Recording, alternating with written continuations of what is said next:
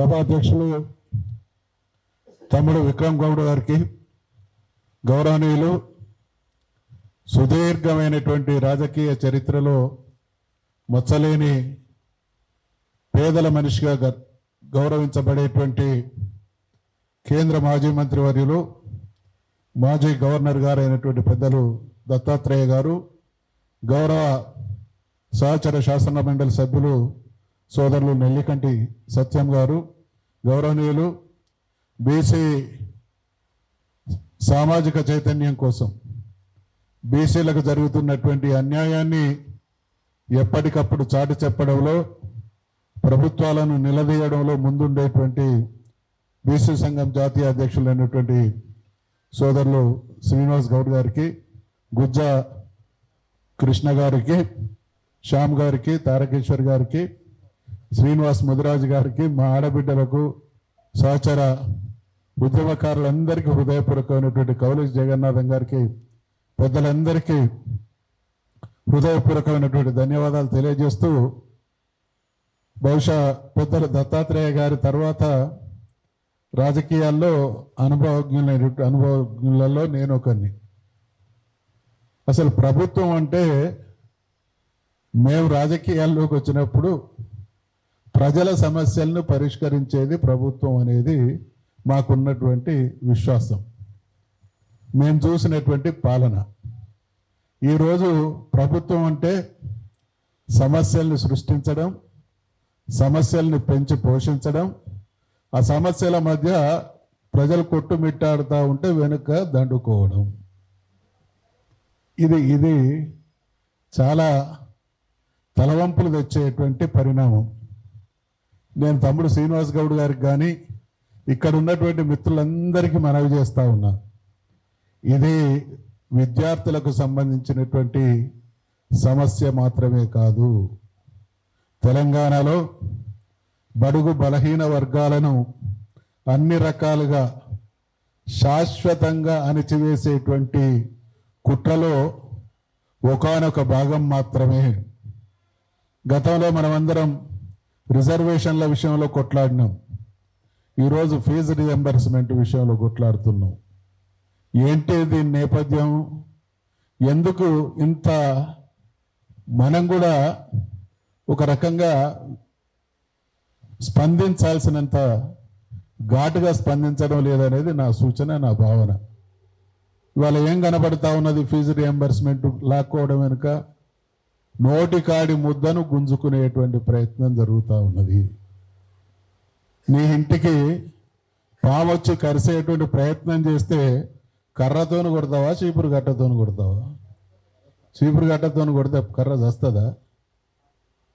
అందుకనే నేను మనవి చేస్తా ఉన్నా, దయచేసి తెలంగాణ సాధనోద్యమాన్ని కల్లారా చూసినటువంటి తరం మనది. ఏ పరిస్థితులలో తెలంగాణ రాష్ట్రాన్ని సాధించుకున్నాం? ప్రశాంతంగా ప్రజల్ని చైతన్యవంతం చేసినటువంటి కాలంలో ప్రభుత్వాలు స్పందించి తెలంగాణ ఇవ్వలే. మనమందరం ముక్త కంఠంతో ఎలుగెత్తి రోడ్డు మీద ప్రభుత్వాలను, అన్ని వర్గాల వాళ్ళను నిలదీస్తే మాత్రమే తెలంగాణ రాష్ట్రం వచ్చింది. కాబట్టి అటు ఫీజు రియంబర్స్మెంట్ విషయంలోనైనా, ఇవాళ ఫీజు విషయంలోతో పాటు రిజర్వేషన్ల విషయంలోనైనా కూడా ప్రభుత్వాలు ఈ రకమైనటువంటి నిర్లిప్త ధోరణి కొనసాగడానికి కారణం మనం చూపించాల్సినటువంటి శక చూపించకపోవడమే కారణం. కాబట్టి ఇక శక దిశగా ఆలోచించాల్సిందిగా సోదరులు శ్రీనివాస్ గౌడ్ గారికి సూచన చేస్తా ఉన్నా. ఎవరిది ఫీజు రియంబర్స్మెంటు? తెలంగాణ రాష్ట్రం రాకముందు స్వర్గీయ రాజశేఖర రెడ్డి గారు అమలు చేసినటువంటి 2 అపురూపమైనటువంటి కార్యక్రమాలు. ఒకటి ఆరోగ్యశ్రీ, 2 ఫీజు రియంబర్స్మెంట్. ఈ 2 కార్యక్రమాలను కూడా నేను స్పీకర్గా ఉన్నప్పుడు తెలంగాణ రాష్ట్రం ఏర్పడ్డటువంటి ప్రభుత్వం కూడా కేసీఆర్ గారి నాయకత్వాన సమర్థంగా కొనసాగించింది.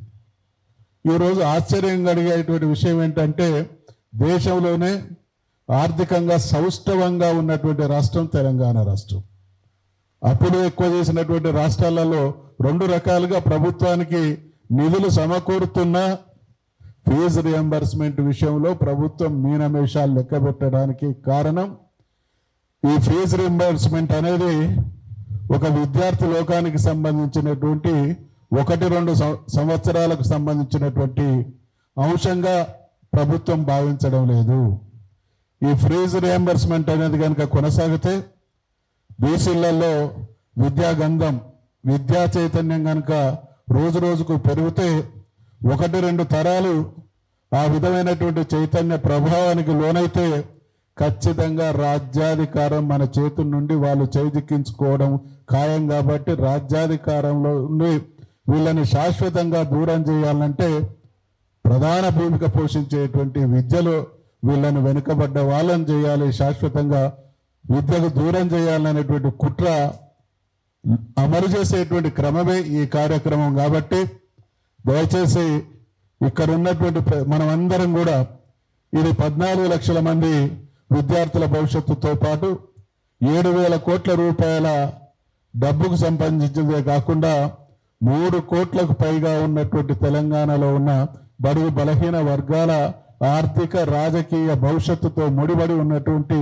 తీవ్రమైనటువంటి సమస్య. కాబట్టి తెలంగాణకు అన్యాయం జరిగితే, తెలంగాణకు అవమానం జరిగితే, తెలంగాణ దోపిడీకి గురైతే, తెలంగాణ అణచివేతకు గురైతే ఏ తీరుగానైతే స్పందించి అన్ని రకాలుగా తెలంగాణను సాధించుకోవడం జరిగిందో అదే రకమైనటువంటి ఆలోచనతో, అదే రకమైనటువంటి వ్యూహరచనతో, అదే రకమైనటువంటి పోరాట పటిమతో ప్రభుత్వాల మెడలు వంచడానికి అందరం కలిసికట్టుగా పనిచేద్దాం అనేటువంటి సూచన చేస్తూ, మరి ఈ దిశగా ఆలోచించబడేటువంటి ఏ కార్యక్రమంలోనైనా, ఏ కార్యాచరణలోనైనా మీతో పాటు సంపూర్ణంగా కలిసి పనిచేస్తామనేటువంటి విషయాన్ని మనవి చేస్తూ ఈ కార్యక్రమాల పరంపరను కొనసాగిస్తున్నటువంటి నిర్వాహకులకు మరొక్కసారి హృదయపూర్వకమైనటువంటి అభినందనలు తెలియజేస్తూ సెలవు తీసుకుంటా ఉన్నా.